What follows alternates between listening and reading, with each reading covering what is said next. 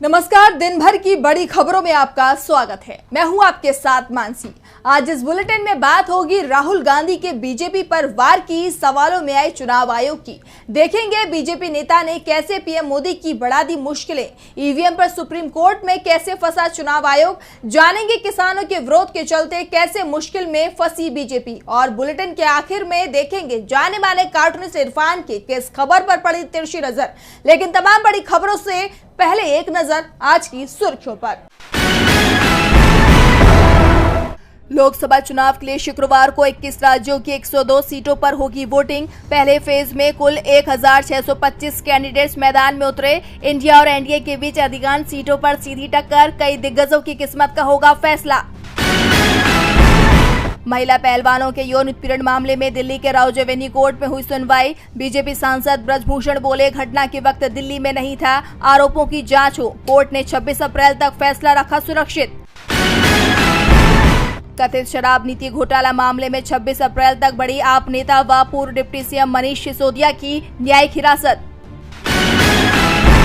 और शेयर बाजार में गिरावट, 554 अंकों की गिरावट के साथ 72,488 पर बंद हुआ सेंसेक्स, तो 152 अंकों की गिरावट के साथ 21,995 पर बंद हुआ निफ्टी। ये तो थी सुर्खियां। अब बात आज की सबसे बड़ी खबर की। लोकसभा चुनाव में अब दूसरे चरण का प्रचार जोर पकड़ चुका है। दूसरे चरण में 26 अप्रैल को 88 सीटों पर वोटिंग होगी और चुनाव प्रचार को लेकर आज कांग्रेस सांसद राहुल गांधी ने केरल में रैलियां और रोड शो किए। इस दौरान उन्होंने मोदी सरकार को अपने निशाने पर ले लिया। तो क्या कहा राहुल ने, देखिए ये रिपोर्ट। लोकसभा चुनावों के दूसरे चरण का प्रचार तेज हो चुका है। चुनाव प्रचार को लेकर कांग्रेस सांसद राहुल गांधी ने आज केरल में कई जगह रैली की। इस दौरान कन्नूर की रैली में राहुल ने बीजेपी पर हमला करते हुए कहा कि अगर कोई बीजेपी पर हमला करता है तो बीजेपी उस पर 24/7 हमला करेगी। जब मैं संसद भवन में प्रवेश करता हूं तो भाजपा सांसद मेरी ओर देखते हैं और कहते हैं ये आदमी हमें 24 घंटे परेशान करता है। उनके मीडिया चैनल मेरी छवि खराब करते हैं। मेरी लोकसभा सदस्यता छीन ली गई। ईडी ने मुझसे 55 घंटे तक पूछताछ की और उन्होंने मुझे सरकारी आवास से बाहर निकाल दिया। जबकि केरल के मुख्यमंत्री के साथ ऐसा कुछ क्यों नहीं हो रहा, जबकि वो भाजपा के खिलाफ वैचारिक लड़ाई लड़ने का दावा करते हैं। ये ऐसी बात है जिसके बारे में केरल के लोगों को सोचना चाहिए। इसी के साथ राहुल ने मीडिया पर हमला बोलते हुए कहा कि हमारे देश में केंद्रीय मुद्दे बेरोजगारी और ऊंची कीमतें हैं, लेकिन आप इसे राष्ट्रीय मीडिया में कभी नहीं देखोगे क्योंकि राष्ट्रीय मीडिया पर पूरी तरह से नरेंद्र मोदी का नियंत्रण है। राहुल ने कहा कि हम भारत के सभी गरीब परिवारों की एक सूची बनाने जा रहे हैं। इन सभी परिवारों में से एक महिला को चुनने जा रहे हैं। हर साल भारत सरकार रुपए डालेगी, उनके बैंक खाते में 1 लाख रुपए दिए जाएंगे। पीएम का दावा है कि उन्होंने संसद में महिलाओं के लिए आरक्षण का प्रस्ताव करने वाला विधेयक पारित कर दिया, लेकिन इसे 10 साल बाद लागू किया जाएगा। लेकिन हम सत्ता में आते ही महिला आरक्षण बिल लागू करेंगे। हम केंद्र सरकार की नई नौकरियों में महिलाओं के लिए 50% सीटें भी आरक्षित करेंगे। बीजेपी देश में एक इतिहास, एक राष्ट्र और एक भाषा को थोपना चाहती है। उदाहरण के लिए अगर आप केरल में मलयालम को हटा दें तो एक माँ अपने बच्चे को इस महान भूमि का इतिहास कैसे समझाएगी। हम इसी की रक्षा कर रहे हैं, जबकि कांग्रेस और यूडीएफ देश की विविधता को स्वीकार करते हैं। हम विभिन्न भाषाओं, अनगिनत परंपराओं, अलग अलग इतिहासों और सबकी अलग अलग अभिव्यक्तियों को स्वीकार करते हैं।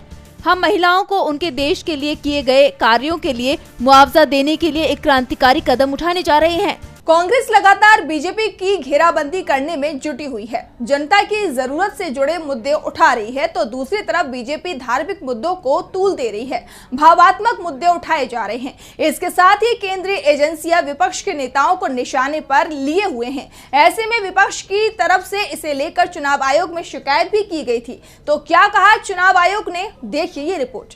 केंद्रीय एजेंसियों के दुरुपयोग को लेकर विपक्ष लंबे समय से सवाल उठा रहा है। विपक्ष का आरोप है कि मोदी सरकार विपक्ष के नेताओं को डरा धमकाकर उनसे अपनी बात मनवाने के लिए केंद्रीय एजेंसियों का इस्तेमाल करती है और इसे लेकर उन्होंने चुनाव आयोग के समक्ष याचिका भी दाखिल की थी, लेकिन आयोग ने उनकी इस याचिका पर कार्रवाई करने से इनकार कर दिया है। आपको बता दें कि विपक्ष ने चुनाव के समय प्रतिद्वंद्वी दलों और उनके नेताओं के खिलाफ छापेमारी, तलाशी और गिरफ्तारियों पर रोक लगाने की मांग करते हुए कई बार चुनाव आयोग से संपर्क किया था और इसे बीजेपी द्वारा केंद्रीय प्रवर्तन एजेंसियों का दुरुपयोग बताया था।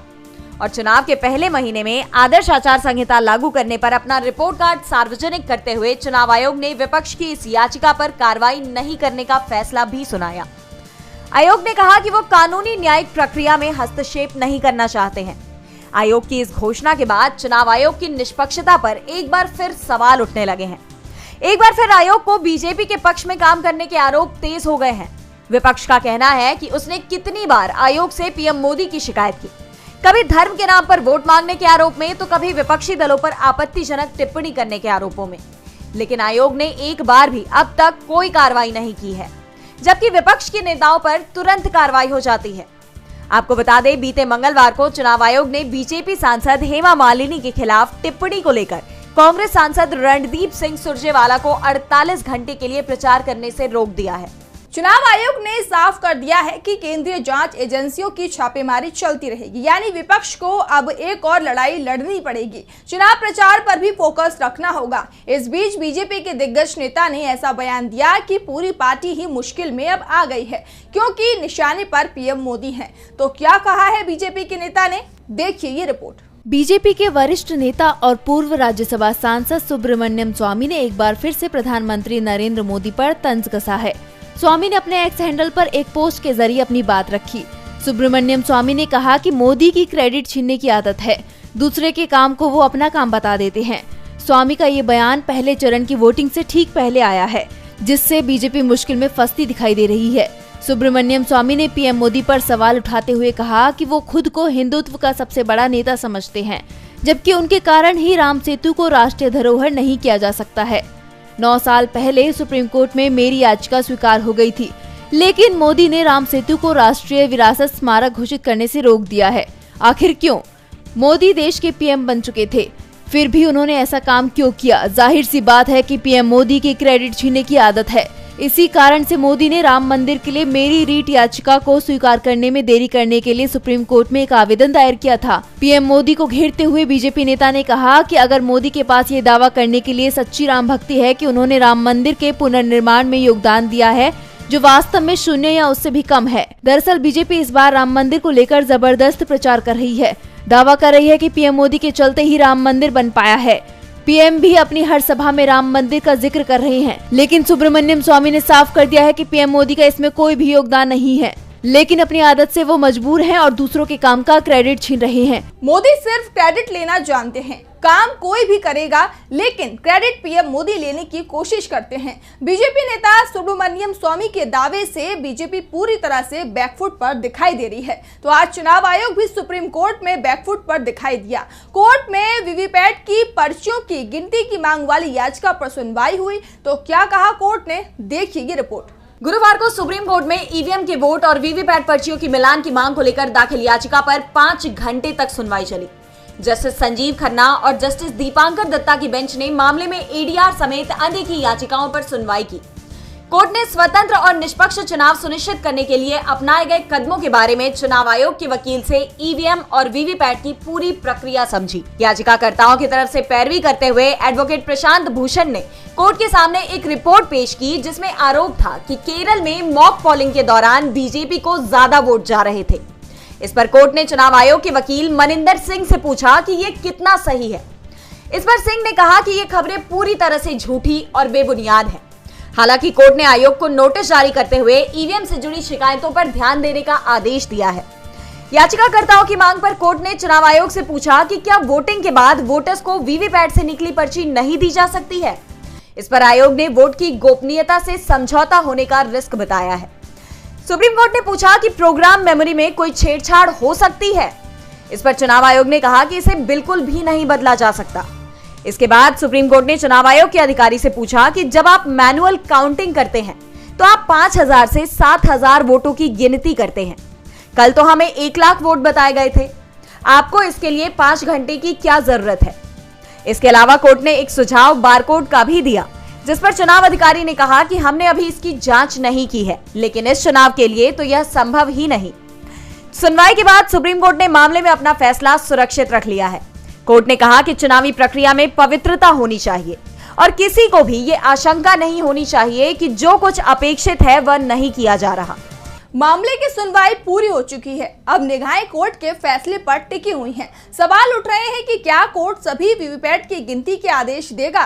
वैसे निगाहें तो पश्चिम बंगाल में निकाली गई रामनवमी की शोभा यात्राओं पर थी और जो आशंका जताई जा रही थी वो सच भी साबित हुई है। और अब बंगाल की सीएम ममता बनर्जी ने इसे लेकर बीजेपी को घेर लिया है। तो क्या हुआ शोभा यात्रा में जिस कारण घिर गई बीजेपी, देखिए ये रिपोर्ट। रामनवमी की शोभा यात्रा के दौरान पश्चिम बंगाल के मुर्शिदाबाद में सांप्रदायिक टकराव की खबर है। दो समूहों में हुए इस टकराव को लेकर अब बंगाल में राजनीति तेज हो गई है। बीजेपी और टीएमसी आमने सामने आ गए हैं। एक तरफ बीजेपी इसके पीछे ममता बनर्जी के बयानों को कारण बता रही है, राज्य सरकार पर मुस्लिम तुष्टीकरण की नीति पर चलने का आरोप लगा रही है, तो वहीं दूसरी तरफ ममता बनर्जी ने इस टकराव को लेकर बीजेपी को घेर लिया है। ममता ने इस घटना को पूर्व नियोजित बताया है। ममता ने कहा कि आपको रामनवमी के जुलूस में तलवारें लेकर जाने को किसने कहा? आपने रामनवमी से एक दिन पहले डीआईजी को क्यों हटा दिया, जिससे आप लोग अपनी मनमानी कर सकें? उन्होंने रायगंज में कहा कि योगी आदित्यनाथ भाषण देने बंगाल आ रहे हैं। मैं उन्हें बताना चाहती हूँ कि पहले खुद का राज्य संभालो। बीजेपी के लोग राज्य में गड़बड़ी कर रहे हैं और हमें बदनाम करने की कोशिश कर रहे हैं। ममता ने कहा कि हमारी लक्ष्मी भंडार योजना को रोकने की धमकी दी जा रही है। मैं कहती हूँ उनकी हिम्मत कैसे हुई। हम माँ दुर्गा की पूजा करते हैं, हम ईद मनाते हैं और इफ्तार में भी हिस्सा लेते हैं। मैं चर्च में क्रिसमस में भी हिस्सा लेती हूँ। हम सभी के साथ मिलकर रहते हैं। हमने बचपन से यही सीखा है। दरअसल ममता बनर्जी ने रामनवमी से पहले ही कहा था कि बीजेपी राज्य सरकार को बदनाम करने के लिए इस मौका का इस्तेमाल कर सकती है। धार्मिक जुलूस की आड़ में सांप्रदायिक टकराव की घटना को अंजाम दिया जा सकता है। सिर्फ बीजेपी के निर्देश पर मुर्शिदाबाद के डीआईजी को बदल दिया गया। अब अगर मुर्शिदाबाद और मालदा में कुछ होता है तो जिम्मेदारी चुनाव आयोग की होगी। बीजेपी अपने फायदे के लिए पुलिस अधिकारी को बदलना चाहती थी। अगर सांप्रदायिक टकराव का भी एक मामला सामने आता है तो चुनाव आयोग जिम्मेदार होगा, क्योंकि वो यहाँ कानून व्यवस्था की देखभाल कर रहे हैं। और ममता का ये दावा अब सच निकलता दिखाई दे रहा है। ममता ने इस सांप्रदायिक टकराव की घटना पर सीधे सीधे बीजेपी को घेर लिया है, तो दूसरी तरफ सपा चीफ अखिलेश यादव भी यूपी में बीजेपी की घेराबंदी में जुटे हुए हैं। आज वो कन्नौज पहुंचे थे और यहाँ उन्होंने अपने उम्मीदवार को लेकर बड़ा ऐलान कर दिया। तो क्या कहा अखिलेश ने, देखिए ये रिपोर्ट। सपा प्रमुख अखिलेश यादव कन्नौज से चुनाव लड़ेंगे, इस पर अभी तक सस्पेंस बना हुआ है। गुरुवार को अखिलेश कन्नौज पहुंचे थे। यहां उन्होंने जोन 20 सेक्टर प्रभारियों के साथ बैठक की। बाद में मीडिया के सवालों का जवाब भी दिया, लेकिन चुनाव लड़ने के पत्ते नहीं खोले हैं। हालांकि उन्होंने ये कहते हुए जरूर चौंका दिया कि कन्नौज से किसी के नाम का ऐलान नहीं होगा, सपा सीधे नामांकन कराएगी। जिसके बाद ये साफ हो गया है कि अखिलेश यादव कन्नौज से चुनाव लड़ रहे हैं। वहीं कन्नौज से सपा के जिलाध्यक्ष कलीम खान ने भी इन अटकलों पर मुहर लगाते हुए कहा है कि अखिलेश कन्नौज से ही चुनाव लड़ेंगे। कन्नौज को सपा का गढ़ माना जाता है। इस सीट पर साल 1998 से लेकर 2014 तक सपा का कब्जा रहा है। कन्नौज सीट से मुलायम सिंह यादव, अखिलेश यादव के बाद डिम्पल यादव भी चुनाव जीत चुकी है। हालांकि 2019 के लोकसभा चुनाव में ये सीट बीजेपी के पास चली गई थी। बीजेपी ने एक बार फिर से सुब्रत पाठक पर भरोसा जताया है। कन्नौज सीट पर चौथे चरण में 13 मई को मतदान होगा और इसके लिए नामांकन भी शुरू हो गया है। ऐसे में दावा किया जा रहा है कि अखिलेश यादव 24 अप्रैल को कन्नौज से नामांकन कर सकते हैं। अखिलेश कन्नौज से चुनाव लड़ेंगे, इसकी तस्वीर अब साफ होते हुए दिखाई दे रही है। साफ है कन्नौज और आसपास की सीटों पर इसका असर भी दिखाई देगा और बीजेपी की मुश्किलें बढ़ जाएंगी। वैसे बीजेपी की मुश्किलों को इस समय किसानों ने भी बढ़ा रखा है। खास तौर पर हरियाणा में तो किसानों का विरोध खुलकर दिखाई दे रहा है और राज्य की अधिकांश सीटों पर बीजेपी मुश्किल में फंस गई है। किसानों के दिल्ली चलो आह्वान ने मोदी सरकार को नाकों चने चबवा दिए थे। किसानों ने एमएसपी की गारंटी, कर्ज माफ करने समेत अपनी अन्य मांगों को लेकर हरियाणा, पंजाब, दिल्ली के बॉर्डरों पर महीनों प्रदर्शन किया, लेकिन सरकार ने उनकी मांगे नहीं मानी। किसानों का आंदोलन तो नहीं रुका, लेकिन इसके साथ ही सरकार से उनकी नाराजगी भी बढ़ती ही जा रही है। और हरियाणा में जिस डर से बीजेपी ने सरकार में हेरफेर किया, मनोहर लाल खट्टर के हाथ से सत्ता छीनकर नायब सिंह सैनी को मुख्यमंत्री बनाया। यहाँ तक कि किसानों को मनाने की कोशिश में पीएम मोदी ने झज्जर के किसान रामवीर चाहर को संकल्प पत्र की पहली प्रति भी सौंपी, लेकिन अब उसकी ये सारी रणनीति भी नाकामयाब होती हुई नजर आ रही है। लोकसभा चुनाव में हरियाणा की 7 सीटों पर किसान आंदोलन का करंट दौड़ रहा है। माना जा रहा है कि हिसार, सिरसा, रोहतक, सोनीपत, कुरुक्षेत्र, करनाल और अंबाला संसदीय क्षेत्रों में किसान फैक्टर का असर दिख सकता है। सिरसा और हिसार में तो किसान खुलेआम बीजेपी और जेजेपी का विरोध कर रहे हैं। लोकसभा चुनावों को लेकर भारतीय किसान यूनियन और संयुक्त किसान मोर्चा पहले से ही बीजेपी और जेजेपी के विरोध का ऐलान कर चुके हैं। ऐसे में अब बस फैसला इस पर बाकी है कि किसान किस पार्टी को अपना समर्थन देंगे।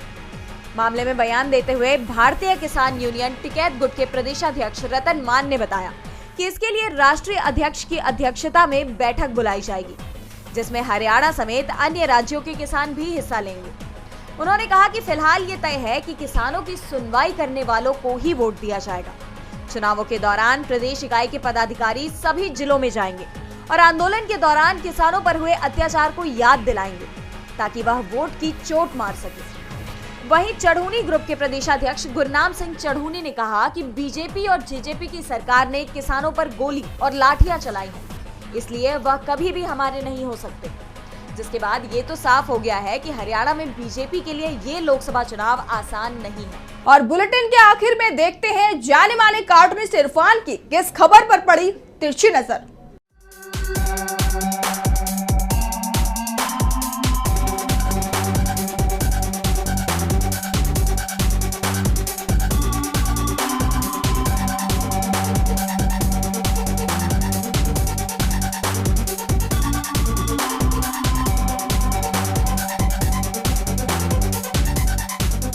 रूट पहाड़ के नीचे आ ही गया। आज सुप्रीम कोर्ट ने ईवीएम से संबंधित याचिका पर सुनवाई शुरू कर दी और उसके लिए चुनाव आयोग को नोटिस भी जारी कर दिया। अब देखना यह है क्या देश की जनता फिर से अपने वही भरोसेमंद बैलेट पेपर के ऊपर अपना मतदान करेगी या फिर वही गारंटी वाली मशीन के ऊपर वोट डालती रहेगी।